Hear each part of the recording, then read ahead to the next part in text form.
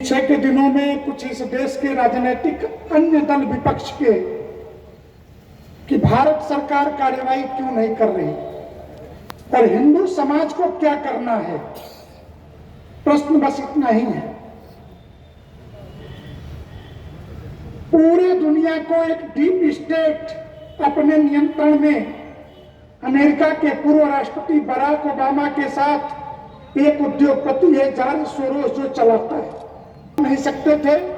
इसलिए भारत के चारों तरफ के देशों को डिस्टर्ब करने का एक बड़ा षड्यंत्रिक खेल हुआ। श्रीलंका में सरकार डिस्टर्ब की गई, नेपाल के अंदर नेपाल नरेश की हत्या करके नेपाल में सो कॉल्ड लोकतंत्र की आड़ में आज तक कोई 5 साल चलने वाली सरकार नहीं बनाई जा सकी। इसके बाद बांग्लादेश ले दे करके बचा था, जहां पिछले 15 वर्षों से शेख हसीना जो शेख मुजीबुर रहमान 1971 में जिसने पाकिस्तान को तोड़ के बांग्लादेश बनाया और जहां पर हिंदुओं पर अत्याचार नहीं हो रहे थे और हमारे 51 शक्तिपीठों में से 2 शक्तिपीठ बांग्लादेश के अंदर है और उपपीठ 6 और है, कुल मिला के 8 शक्तिपीठ बांग्लादेश की धरती पर हमारे हैं हिंदू समाज की। तो बांग्लादेश को डिस्टर्ब करने के लिए अमेरिका ने चुनाव की मान्यता नहीं दी जो बाइडेन ने, और इसके बाद पहले एक सांप को पाल करके मोहम्मद कहीं भी, और योजना तो ये थी जिस योजना की विफलता के बाद मोहम्मद यूनुस भड़क उठे। योजना थी कि हरियाणा में विधानसभा चुनाव के बहाने कांग्रेस चुनाव जीते और चुनाव जीतते ही शंभू बॉर्डर जो पंजाब और हरियाणा का बॉर्डर है उसे खोल दिया जाए और जश्न मनाने के नाम पर दिल्ली के अंदर 5 लाख आतंकवादी घुसे और भारत के सारे सैन्य प्रतिष्ठानों पे कब्जे कर लिए जाएं। लेकिन देशभक्त हरियाणा की जनता कुछ भी हो सकती है लेकिन देश से गद्दार नहीं हो सकती, इसलिए किसी गद्दार को नहीं चुना। तीसरी बार वहां सत्ता में बीजेपी लौटी और इसका दर्द पाले हुए जो लोग किसान आंदोलन की आड़ में आप समझते हैं कि बांग्लादेश पे हिंदुओं के अत्याचार का खेल चल रहा, नहीं, ये हिंदुस्तान के हिंदुओं को मिटाने का एक बड़ा षड्यंत्र है। और इस षड्यंत्र में दिल्ली में कैसे कब्जा करें किसान आंदोलन की आड़ में, तो लाल किले पे तिरंगा उतार के खालिस्तानी झंडा 26 जनवरी के दिन फहराते हुए इस देश ने मीडिया के कैमरे की नजर से देखा। ये सामान्य षड्यंत्र नहीं है। तैयारी तो यहां तक थी कि लोकसभा चुनाव में 300 से ज्यादा सीट बीजेपी अगर जीतती है तो कहेंगे ईवीएम का खेल है, और ये कह करके पूरे देश में दंगे शुरू कर देंगे। 1000 वर्षों के बाद मुगल आक्रमण से लेके आज तक पहली बार हिंदुस्तान की धरती पर मुसलमान अपने को पराजित महसूस कर रहा है, और उस पराजित महसूस करने के कारण केन प्रकारें दंगा करने की स्थिति में है। हम पूछे कि संभल के प्रकरण में हिंदू की क्या भूमिका है? कोई भूमिका नहीं है। भारत के संविधान के दायरे में एक वकील विष्णु शंकर जैन कोर्ट गए और कहा कि संभल में कल्कि अवतार होना है और सिखों के निर्मल पंचायती अखाड़े का ये हरिहर का मंदिर है और ये शाही जामा मस्जिद के नाम से इन्होंने बना लिया है, जांच कराई जाए। तो कह रहे हैं कि स्पेशल प्रोविजन वर्षित एक्ट 1991 के तहत जांच का अधिकार नहीं है। अरे भाई, ये कानून क्या कहता है? कानून यह कहता है कि 1947 के 15 अगस्त को मंदिर और मस्जिद जिस रूप में थे इसी रूप में मंदिर और मस्जिद रहेंगे। तो अब ये जांच कैसे होगा कि 1947 में ये मंदिर था कि मस्जिद था? तो स्वाभाविक है कि कोर्ट ऑफ इंक्वायरी जाएगी, कोर्ट का कमीशन जाएगा। तो कोर्ट ने आदेश दिया कि कमीशन जाएगा और वो वकील थे, जज थे जो जा रहे थे उस शाही जामा मस्जिद के अंदर जांच करने, और स्वाभाविक है कोर्ट का आदेश है तो पुलिस प्रोटेक्शन दे रही थी। पुलिस का काम है सुरक्षा देना, संविधान के दायरे में पुलिस ने दिया, और सैकड़ों टन ईंट पत्थर इकट्ठा करके उस मस्जिद के चारों तरफ जिस प्रकार पुलिस पार्टी पर हमला किया गया, क्या पुलिस के पास जो हथियार है वो साफ करने और होल्स्टर में लगाने के लिए है क्या? सत्ता और सरकार किसी की भी हो, लेकिन संविधान ने जो पुलिसिंग का और सेना को जो राइट्स दिया है उसका पालन उन्हें करना चाहिए, और उन्होंने उसका पालन किया। इसलिए देश का हिंदू समाज संभल के ही नहीं, इस देश के पुलिस के पीछे मजबूती से खड़ा। अब 4-5 आतंकवादी निपट गए तो आतंकवादी भेजे किसने थे पत्थर चलाने के लिए? अब उनके ससुर जी लोग जिनके दामाद मरे उनको 5-5 लाख रुपए देने के लिए राजनीतिक दल की यार में संभल में घूमते पाए गए, सभी रोक दिए गए। अभी सवेरे गाजियाबाद में राहुल गांधी, प्रियंका गांधी की संवैधानिक अधिकार है, अरे उसी कोर्ट के आदेश पर वहां जो कुछ हुआ कोर्ट के आदेश से हुआ, और पुलिस वही कर रही थी जो कोर्ट ने आदेश दिया। पत्थर तुमने चलाए, मरे तुम, तो तुम्हें पैसा देने वाला, इसका मतलब कि सुपारी दी गई थी पुलिसकर्मियों की हत्या की। तो संभल का प्रकरण उत्तर प्रदेश के अंदर घटी घटना, मैं 2-3 बातें साफ कह दूं कि बांग्लादेश से आप पूछेंगे महाराज जिसका संबंध क्या है, तो जिस दिन शेख हसीना पदस्थ हुई, हिंदुस्तान के 1 दर्जन मैं नेताओं के नाम बता दूंगा जिन्होंने कहा कि हिंदुस्तान में हम बांग्लादेश दोहराएंगे। सपने मत देखो। जिस हिंदू समाज ने नरेंद्र मोदी को सत्ता के उस शीर्ष पर चुनाव जिता करके भेजा है, वो चूड़ियां पहन करके बैठा हुआ हिंदू समाज नहीं है। बांग्लादेश दोहराने के चक्कर में मत पड़ना, अन्यथा दंगों का इतिहास देख लेना। मेरठ, मलियाना, भागलपुर बनाने में हमको भी वक्त नहीं लगता। एक बार तुम गोधरा करो, एक बार तुम ट्रेन जलाओ, इसके बाद गुजरात होने का दंश भी 2002 का तुम झेलने के लिए तैयार रहना, इसके लिए तैयार। हम शुरुआत नहीं करेंगे, लेकिन अब हम इस तरीके के विषाक्त वातावरण में, जहां देश के संविधान को तुम चुनाव जीत जाओ, कर्नाटक जीतो तो ईवीएम ठीक है, महाराष्ट्र अगर हिंदू जीत जाए तो ईवीएम में खराबी है, अगर तुम झारखंड जीतो तो ईवीएम ठीक है, हरियाणा बीजेपी जीत जाए तो ईवीएम गड़बड़ है। ये दोगलापन नहीं चलेगा। तुम्हारे माँ बाप दोगले थे, दोगले होंगे। हिंदू समाज न दोगला नेतृत्व लेता है, न दोगले को वर्ण शंकर को स्वीकार करता है। और बांग्लादेश बनाने की आप पूछेंगे, हिंदुस्तान के प्रत्येक जिलों में आगे के 1 सप्ताह में प्रदर्शन हो रहे हैं। ये इसी बात का प्रदर्शन है कि पूरा हिंदू समाज एकजुट होकर के खड़ा हो जाए। पूछ रहे थे पत्रकार, अभी सैन्य कार्यवाही क्यों नहीं? हमने पहले भी कहा सैन्य कार्यवाही अभी हम कैसे कर सकते हैं।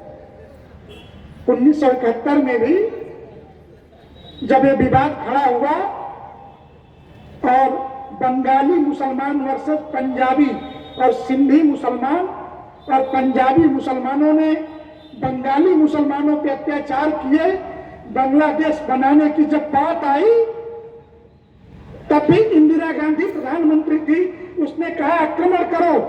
तत्कालीन सेनाध्यक्ष जनरल मानेकशॉ ने पूछा कि हमें आक्रमण करना है या युद्ध जीतना है मैडम, ये तो बता दीजिए। अगर युद्ध जीतना है तो कब आक्रमण करना, ये सेना के हाथ में छोड़िए, और सिर्फ आक्रमण करके राजनीतिक वेटेज चाहिए तो आप जब बताइए तब हम आक्रमण कर देते हैं, फिर हार जीत आपके हाथों में होगी। समय का इंतजार कर रहे हम भी, और समय का इंतजार इसलिए कर रहे हैं कि हिंदुस्तान की धरती पर खुल करके बोलने में मुझे संकोच नहीं कि जो नरेंद्र मोदी अमेरिका की सत्ता को पलट सकता है, एक वामपंथी सरकार को गिरा के डोनाल्ड ट्रंप को ला सकता है। उस मोदी पर विश्वास रखिए डोनाल्ड ट्रंप के शपथ ग्रहण तक, क्योंकि जो बिडेन जाते जाते भी विश्व युद्ध कराने की सामर्थ्य रखता है जिस दिन तक राष्ट्रपति है। इसीलिए उसने यूक्रेन को यह अधिकार दिया कि लंबी दूरी के प्रक्षेपास्त्र छोड़ो, क्योंकि रसिया परमाणु युद्ध करना शुरू कर दे। रसिया ने धैर्य बनाया कि ट्रंप के आने तक 20 जनवरी तक इंतजार करेंगे, लेकिन 20 जनवरी तक हिंदुस्तान के हिंदू क्या करेंगे? तो 20 जनवरी तक हमें कुंभ की तैयारी, कुंभों में आने वाली संख्या और प्रत्येक जिले में प्रदर्शन के माध्यम से एक एक हिंदू को हमें खड़ा करना है। आगे के 2 महीने के बाद वक्फ एक्ट का कानून आएगा। अजीब विडंबना है कि वो किसी भी जमीन पर वक्फ के नाते दावा कर दें तो सेकुलर हैं, और अगर इन्होंने मंदिर तोड़ करके मस्जिद बना लिए, हमने अपने मंदिरों पे दावा किया तो हम कम्युनल हो गए। ऐसे लगता है इनके बाप दादे गधों पर लाद करके जमीनें हिंदुस्तान में लाए थे, जिसको वक्फ की जमीनें बता रहे हैं। ये जमीन है कैसे? अचानक 2 लाख एकड़ से ये जमीन 9.5 लाख एकड़ में बदल कैसे गई वक्त के पास? अभी कर्नाटक के अंदर किसानों की जमीन पर वक्त ने दावा कर दिया, ये कह दिया कि जमीन हमारी है। और आपके बगल में वाराणसी के अंदर यूपी कॉलेज से कुछ पढ़े हुए लोग होंगे, उन्हें पता होगा राजर्षि उदय प्रताप कॉलेज के अंदर कभी कोई छोटी सी मजार थी और सेकुलर सरकारों ने बगल में मस्जिद बन जाएगी, और उन्होंने दावा कर दिया कि ये तो पूरा कॉलेज ही वक्फ बोर्ड की जमीन है। अब वक्त आ गया है कि वक्फ बोर्ड, और मुझे तो आश्चर्य होता है जब इन मुस्लिम मौलानाओं से, इनके स्कॉलरों से मैं पूछता हूं बहस में कि दुनिया में 56 इस्लामिक देश हैं, किसी एक देश का नाम बताओ जहां वक्फ बोर्ड हो। दुनिया के किसी देश में वक्फ बोर्ड नहीं है, तो हिंदुस्तान के अंदर ही वक्फ बोर्ड क्यों है? ये वक्फ बोर्ड नहीं है, ये हिंदुस्तान के हिंदुओं की जमीन पर कब्जा करने के लिए। और ये मैं नहीं, ओवैसी मियां ने कहा कि उत्तर प्रदेश के 1,18,000 वक्फ की प्रॉपर्टी है, जिसमें 1,13,000 वक्फ की प्रॉपर्टी का कोई कागज हमारे पास नहीं है। और योगी जी के मंत्रिमंडल ने ये पास किया कि आपको 72 वर्ष पुराना कागज दिखाना पड़ेगा। 1952 में पहला लोकसभा चुनाव हुआ था। 1952 में वक्फ में जो दर्ज प्रॉपर्टी है, जो वक्फ बना, वो कागज आपको दिखाने पड़ेंगे।